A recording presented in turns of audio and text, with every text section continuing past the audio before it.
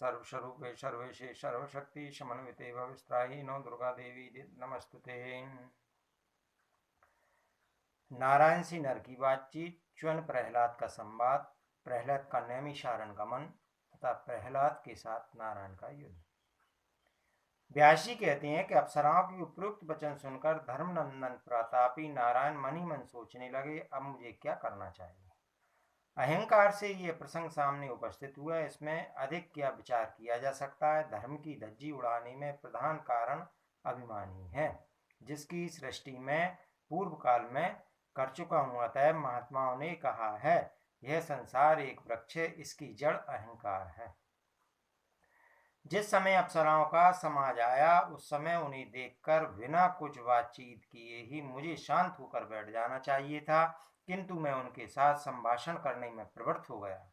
परिणाम स्वरूप मैं स्वयं दुख का भाजन बन गया। फिर मैंने धर्म का अपव्यय करके उन स्त्रियों की रचना की। मेरी ठीक वही दशा हो गई जैसे अपने ही बनाए हुए जाल में जकड़ी हुई मकड़ी हो। बड़े ही दृढ़ बंधन से मैं बन गया।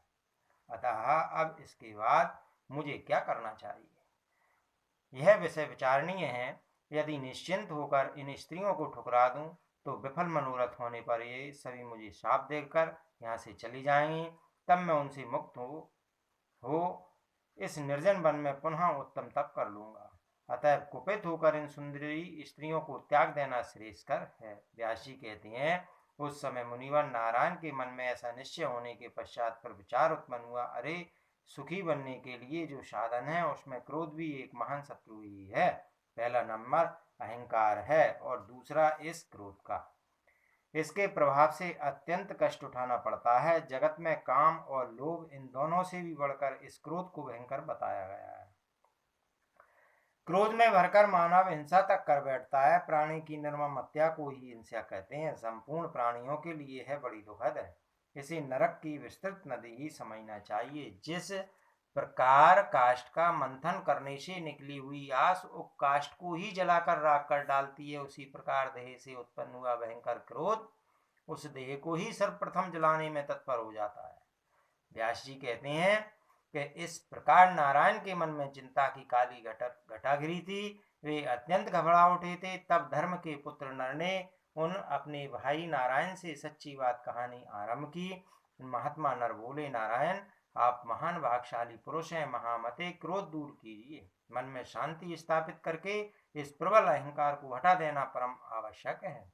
आपको स्मरण होगा कि पूर्व समय में अहंकार के दोष से ही हम दोनों व्यक्ति अपनी तपस्या खो बैठे थे। उस समय अहंकार और क्रोध दोनों भाव जागृत हो गए थे। उन्हीं के प्रभाव बस दैत्यराज प्रहलाद से हमारा महान अद्भुत युद्ध छिड़ गया था। देवताओं के वर्ष से 1000 वर्ष तक हम लड़ते रहे सर्वोत्तम। उस अवसर पर हमें असीम क्लेश भोगना पड़ा था। अतः मुनीश्वर, आप क्रोध का परित्याग करके शांत होने की कृपा कीजिए, क्योंकि मन में शांत भाव बनाए रखना तप का मूल कारण है, ऐसा मुनिगण कहते हैं। व्यास जी कहते हैं कि महात्मा नर का यह वचन सुनकर धर्मनंदन नारायण शांत हो गए। जन्मेजय ने पूछा, मुनिवर मेरे मन में एक महान संदेह उत्पन्न हो गया। प्रहलाद जी महात्मा पुरुष थे। भगवान विष्णु में उनकी अटल श्रद्धा थी। वे सदा शांत रहते थे। फिर प्राचीन काल में ऋषिश्वर नर और नारायण से उनका युद्ध क्यों छिड़ गया।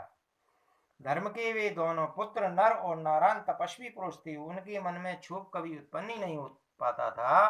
पर प्रहलाद के साथ उनका संग्राम होने में क्या कारण हुआ। प्रहलाद तो चरम कोटि के धर्मात्मा, ज्ञानी और भगवान विष्णु के अनुपम उपासक हैं। नर और नारायण में भी उपयुक्त सभी गुण विद्यमान हैं। तप करना ही उनका काम है। उनके मुख से कभी असत्य वाणी नहीं निकलती। फिर यदि प्रहलाद और नर नारायण के सदृश सच्चरित्र पुरुषों में कलह मच गया, तो उनकी तपस्या और धर्म पालन का केवल परिश्रम ही उनके हाथ लगा। उस सतयुग के समय में भी उनका जब तब कहाँ चला गया था। सुयोग पुरुष भी क्रोध और अहंकार से आवृत मन को काबू में न ला सके। अहंकार रूपी बीज के अंकुरित हुए बिना क्रोध और मात्सर्य इनका उत्पन्न होना असंभव है। अहंकार से ही काम, क्रोध आदि दुर्गुण उत्पन्न होते हैं, यह बिल्कुल निश्चित है। करोड़ों वर्षों तक महान कठिन तपस्या की गई, फिर भी यदि अहंकार उत्पन्न हो गया तो सब किया कराया व्यर्थ है। जिस प्रकार सूर्योदय होने पर अंधेरा नहीं टिक सकता, वैसे ही अहंकार के अंकुरित हो जाने पर पुण्य की सत्ता समाप्त हो जाती है। ऐसे शक्तिशाली पुरुष भी यदि अहंकार विजय प्राप्त न कर सकें, तो फिर मुनि मुझ जैसे साधारण पुरुष को कौन सी बात है। व्यास जी कहते हैं, भारत, यह निश्चित है कि कार्य किसी प्रकार भी कारण से भिन्न नहीं हो सकता। जैसा स्वर्ण वैसा ही कड़ा और कुंडल, ठीक वैसा ही अहंकार से बना हुआ है चराचर सहित संपूर्ण ब्रह्मांड है। वस्त्र को सूत्र के अधीन कहा गया है, बिना सूत्र के वस्त्र बनना संभव नहीं है। वैसे ही त्रिगुणात्मक माया से बने हुए इस स्थावर जंगम समस्त संसार को समझना चाहिए। जब छोटे से लेकर बड़े तक सबकी यही हालत है, तब इस विषय में क्या कहा जाए।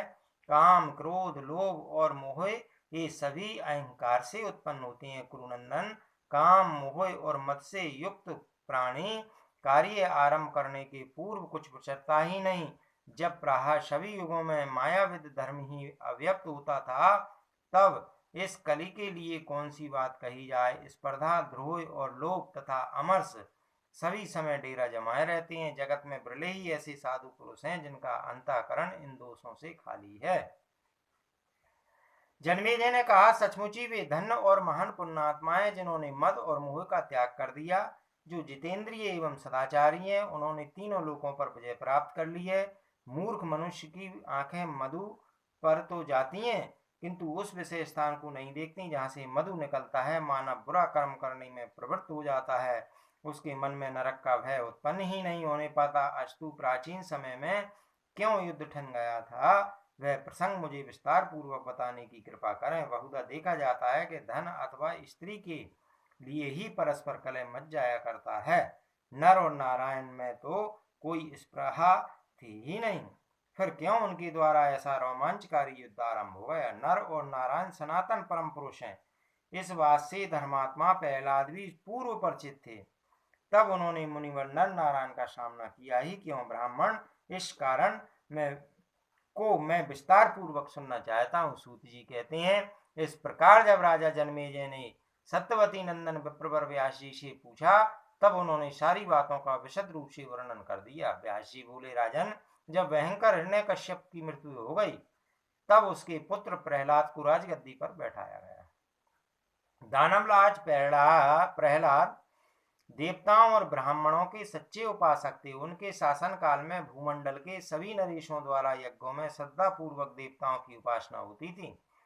तपस्या करना, धर्म का प्रचार करना और तीर्थों में जाना, यही उस समय के ब्राह्मणों का कार्य था। वैश्य अपनी व्यापार वृत्ति में संलग्न थे, सूत्रों द्वारा सबकी सेवा होती थी। उस अवसर पर भगवान नरसिंह ने दैत्यराज प्रहलाद को पाताल में रहने का आदेश दे रखा था, वही उसकी राजधानी थी। बड़ी तत्परता के साथ वे प्रजा का पालन कर रहे थे। एक समय की बात है, महान तपस्वी भृगुनंदन च्वन जी स्नान करने के विचार से नर्मदा के तट पर, जो विहायतीश्वर तीर्थ के नाम से प्रसिद्ध है, गए। इतने में रेवा नामक महान नदी पर उनकी दृष्टि पड़ गई। वे उसके तट पर नीचे उतरने लगे, तब तक एक भयंकर विषधर सर्प ने उन्हें पकड़ लिया। मुनिवर च्वन उसके प्रयास से पाताल में पहुंच गए। सर्प से पकड़े जाने पर उनके मन में आतंक छा गया, अतएव उन्होंने मन ही मन देवादिदेव भगवान विष्णु का स्मरण आरंभ कर दिया। उन्होंने ज्यों ही कमल लोचन भगवान श्री हरि का चिंतन किया कि उस समय विषधर सर्प का सारा विष समाप्त हो गया। तब अत्यंत घबराए हुए एवं शंकाशील उस सर्प ने च्वन मुनि को छोड़ दिया और सोचा, ये मुनि महान तपस्वी है, अतः कहीं कुपित होकर मुझे शाप न दे दे। नाग कन्याएं मुनिवर की पूजा करने में संलग्न हो गईं। तदंतर च्वन ने नागों और दानवों की विशालपुरी में प्रवेश किया। एक बार की बात है, भृगुनंदन च्वन उस श्रेष्ठ पुरी में घूम रहे थे। धर्म वत्सल दैत्यराज प्रहलाद की उन पर दृष्टि पड़ गई। देखकर उन्होंने मुनि की पूजा की और पूछा, भगवान, आप यहाँ पाताल में कैसे पधारे, बताने की कृपा करें। इंद्र, हम दैत्यों से शत्रुता रखते हैं, हमारे राज का भेद लेने के लिए तो उन्होंने आपको यहाँ नहीं भेजा है। तुझवर आप सच्ची बात बताएं। च्वन मुनि ने कहा, राजन, मुझे इंद्र से क्या प्रयोजन की उनकी प्रेरणा से मैं यहाँ आऊं और उनके दूत का काम करते हुए आपके नगर में प्रवेश करूं। दैत्येंद्र, आपको विदित होना चाहिए, मैं भृगु का धर्मात्मा पुत्र च्वन हूँ। ज्ञान रूपी नेत्र मुझे सुलभ है, मैं इंद्र का भेजा हुआ हूँ। इस विषय में आप किंचित मात्र भी संदेह ना करें। राजेंद्र, मैं स्नान करने के लिए नर्मदा के पावन तीर्थ में पहुंचा। नदी में बैठ रहा था, इतने में एक महान सर्प ने मुझे पकड़ लिया। उस समय मेरे मन में भगवान विष्णु की स्मृति जागृत हो गई। परिणाम स्वरूप है सर्प अपने भीषण विष से रहित हो गया। यों भगवान विष्णु के चिंतन के प्रभाव से उस सर्प से मेरा छुटकारा हो गया। राजेंद्र, फिर मैं यहाँ आ गया और आपके दर्शन की सुंदर घड़ी सामने आ गई। दैत्येंद्र, आप भगवान विष्णु के भक्त हैं, मेरे विषय में भी वैसी ही कल्पना कर लेना चाहिए। व्यास जी कहते हैं, च्वन मुनि की वाणी बड़ी मधुर थी। उसे सुनकर अनेक तीर्थों के विषय में अत्यंत प्रसन्नता पूर्वक प्रहलाद उनसे प्रसन्न होकर प्रश्न करने लगे। प्रहलाद ने पूछा, मुनिवर, पृथ्वी पर कितने पावन तीर्थ हैं, उन्हें बताएं। साथ ही आकाश और पाताल में जो तीर्थ हैं उन्हें भी विशद रूप से बताने की कृपा करें। च्वन ऋषि बोले, राजन, जिनके मन वचन और तन शुद्ध हैं उसके लिए पग पग पर तीर्थ समझना चाहिए। दूषित विचार वालों के लिए गंगा भी कहीं मगध से अधिक अपवित्र हो जाती है। यदि मन पवित्र हो गया और उससे उसके सभी कलुषित विचार नष्ट हो गए तो उसके लिए सभी स्थान पावन तीर्थ बन जाते हैं। अन्यथा गंगा के तट पर सर्वत्र बहुत से नगर बसे हुए हैं। इसके सिवा अन्य भी प्राय सभी ग्राम, गोष्ठ और छोटे छोटे टोले बसे हैं। दैत्येंद्र, निषादों, धीवरों, हूणों, बंगों एवं खस आदि मल्लेच्छ जातियों की बस्तियां वहां कायम हैं, परंतु निष्पाप राजन, उनमें से किसी एक का भी अंतःकरण पवित्र नहीं हो पाता। फिर जिसके चित्त में विविध विषय भरे हुए हैं उसके लिए तीर्थ का क्या फल हो सकता है। राजन, इस विषय में मन को ही प्रधान कारण मानना चाहिए, इसके सिवा दूसरा कुछ नहीं है। अतः शुद्धि की इच्छा रखने वाले पुरुष को चाहिए कि मन को परम पवित्र बना दे। यदि उसमें दूसरों को ठगने की प्रवृत्ति है तो तीर्थवासी भी महान पापी माना जा सकता है। तीर्थ में किए हुए पाप अनंतता कुफल रूप से सामने आते हैं। अतः कल्याणकामी पुरुष सबसे पूर्व मन को शुद्ध कर ले। मन के शुद्ध हो जाने पर द्रव्य शुद्धि स्वयं ही हो जाती है, इसमें कुछ भी विचार करने की आवश्यकता नहीं है। इसी प्रकार आचार शुद्धि भी आवश्यक है, फिर तो सभी पवित्र हैं, यह प्रसिद्ध बात है। अन्यथा जो कुछ किया जाता है उसे उसी समय नष्ट प्रदाय समझना चाहिए। तीर्थ में जाकर नीच का साथ कभी नहीं करना चाहिए। कर्म और बुद्धि से प्राणियों पर दया करनी चाहिए। राजेंद्र, यदि पूछते हो तो और भी उत्तम तीर्थ बताऊंगा। प्रथम श्रेणी में पुण्य में नैमिषारण्य है, चक्र तीर्थ, पुष्कर तीर्थ तथा अन्य भी अनेकों तीर्थ धरातल पर हैं जिनकी संख्या का निर्देश करना असंभव है। नृपसत्तम, बहुत से ऐसे पवित्र स्थान हैं। व्यास जी कहते हैं कि च्वन मुनि का है वचन सुनकर राजा प्रहलाद नैमिषारण्य जाने को तैयार हो गए। उन्होंने हर्ष के उल्लास में भरकर दैत्यों को आज्ञा दी। प्रहलाद बोले, महाभाग दैत्यो, उठो, आज हम नैमिषारण्य चलेंगे। वहां कमल लोचन भगवान श्री हरि के हमें दर्शन प्राप्त होंगे। पीताम्बर पहने हुए वे वहां विराजमान रहते हैं। व्यास जी कहते हैं, जब विष्णु भक्त प्रहलाद ने यूं कहा तब वे सभी दानव उनके साथ अपार हर्ष मानते हुए पाताल से निकल पड़े। संपूर्ण महाबली दैत्यों और दानवों का झुंड एक साथ चला। नैमिषारण्य में पहुंचकर आनंद पूर्वक सबने स्नान किया। फिर प्रहलाद दैत्यों के साथ वहां के तीर्थों में भ्रमण करने लगे। महान पुण्यमयी सरस्वती नदी पर उनकी दृष्टि पड़ी। उस नदी का जल बड़ा ही स्वच्छ था। राजेंद्र, उस पवित्र स्थान में पहुंचने पर महात्मा प्रहलाद के मन में बड़ी प्रसन्नता हुई। अतः उन्होंने सरस्वती के विमल जल में स्नान किया और दान आदि क्रियाएं साविधि संपन्न की। वह परम पावन तीर्थ प्रहलाद की अपार प्रसन्नता का साधन बन गया था। व्यास जी कहते हैं कि प्रहलाद नैमिषारण्य में तीर्थ के समुचित कार्यक्रम को पूर्ण कर रहे थे। उन्हें सामने एक बट का वृक्ष दिखाई पड़ा। उस वृक्ष की छाया बहुत दूर तक फैली हुई थी। दानवेश्वर ने वहां बहुत से बाण देखे। वे बाण भिन्न भिन्न प्रकार से बने हुए थे।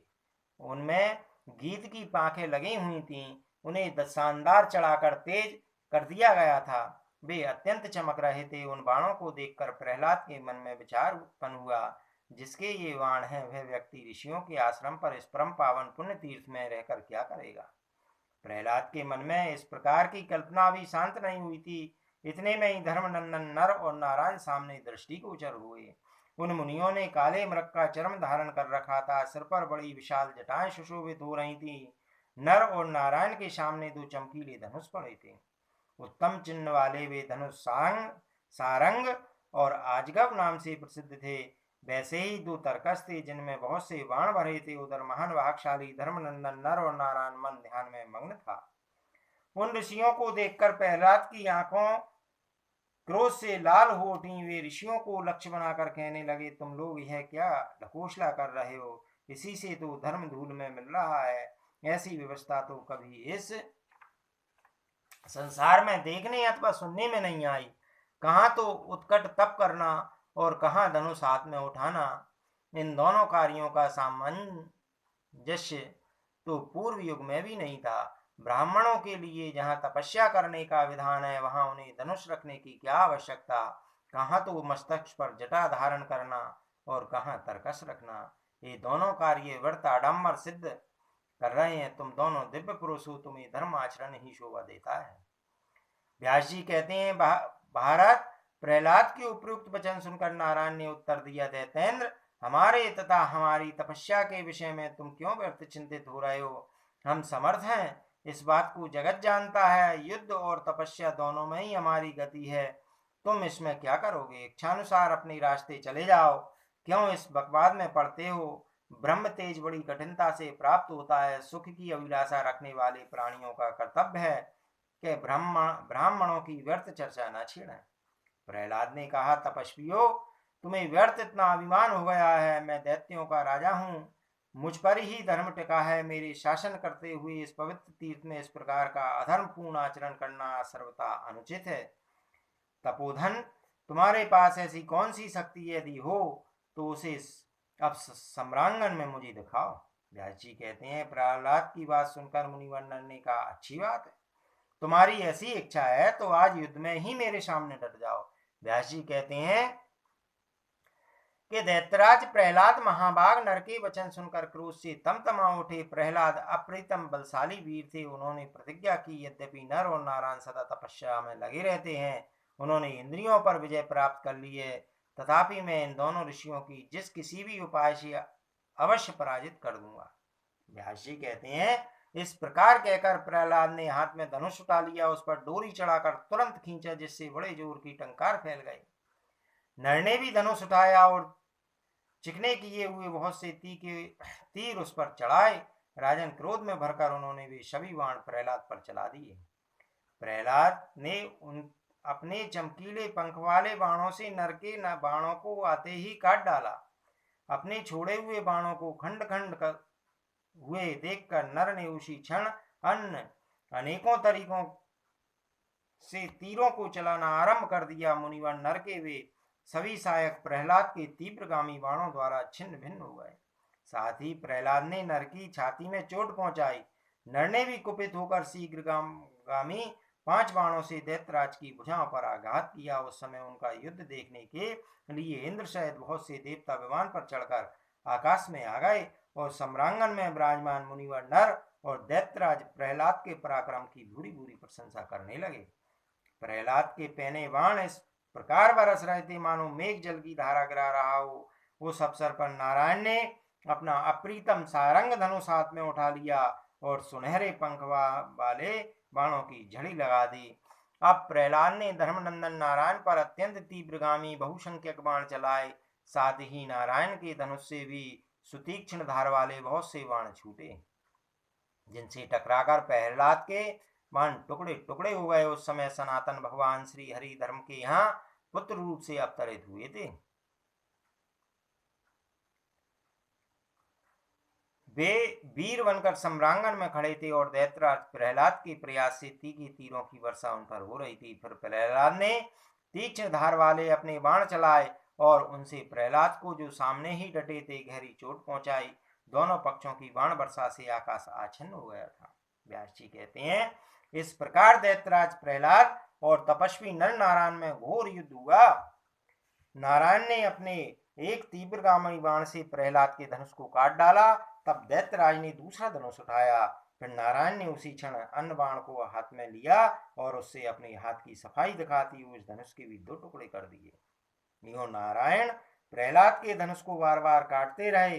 तब दानवेश्वर ने परिघ उठाया और शीघ्रतापूर्वक उस परिघ को नारायण की भुजा पर चला दिया। प्रतापी नारायण ने अभी वह भयंकर परिघ आ ही रहा था कि अपने 9 बाणों से उसे काट दिया और 10वें बाण से प्रहलाद पर चोट की। अब दानवराज ने लोहेमयी सुदृढ़ गदा उठा ली और उस गदा से तुरंत नारायण की जांघ पर आघात किया, परंतु नारायण पर्वत की भांति अविचल भाव से खड़े रहे। उनकी मानसिक शांति भंग नहीं हो सकी। वे परम पराक्रमी पुरुष थे।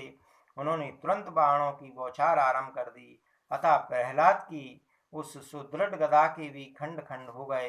तब शत्रुओं को संतृप्त करने वाले प्रहलाद ने हाथ में शक्ति उठा ली और उसे नारायण के वक्ष स्थल पर चला दिया। सामने शक्ति आ रही है देखकर नारायण ने कौतूहल से ही एक बाण फेंका, जिससे वह शक्ति 7 भागों में विभक्त हो गई। फिर प्रहलाद पर भी 7 बाण मारे।